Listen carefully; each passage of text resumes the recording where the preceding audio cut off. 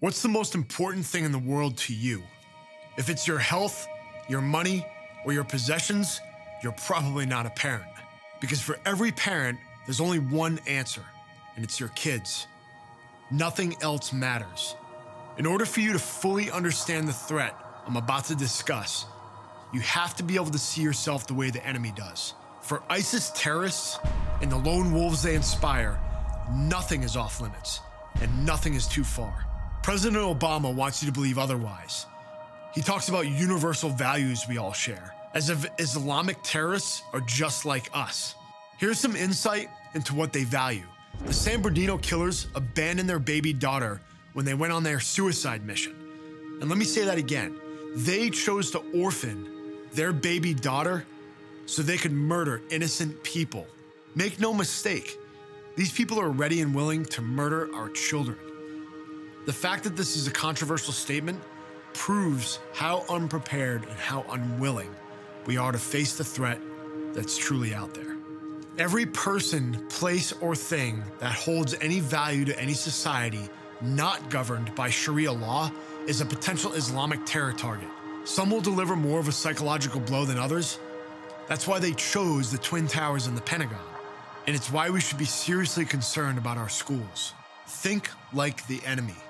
If nothing matters to us more than our children, and if they're willing to commit any atrocity necessary to achieve their goals, then it's hard to imagine a single target that could inflict more devastation than a school.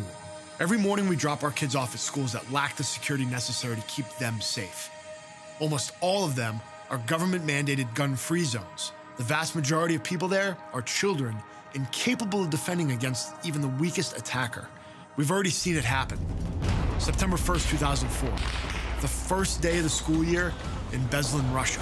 Soon after the bell sounded, a group of armed Islamic terrorists arrived in a police van and a military truck. They executed a coordinated operation on the school, immediately seizing over 1,100 hostages. They rounded up everybody and took them to the gym, immediately identifying the fighting-age males, and killed all of them but one with explosives and automatic rifles. Everything was planned in advance. They set up improvised explosive devices and tripwires throughout the entire school. They smashed out the windows to counter any possible gas attack. For 3 full days, they held hostages against the entire Russian army and special forces. When it was all over, more than 385 people, including children and teachers, parents and special operations forces, were killed. I wish we lived in a world where we all shared the same values. But that world doesn't exist and it never will. We refuse to protect our children because we don't want to believe such evil could ever happen to them. So we just ignore it, do nothing, and hope it doesn't happen to us. I hate to tell you, but that's not a solution. Your children deserve better, and all children deserve better. So here's what parents can do. Protest the dangerous lie of gun-free zones. Question your schools and your child's school's security standards and policies. Demand that they make protecting your child their top priority.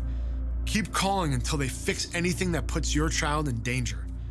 And hold those in charge accountable for it.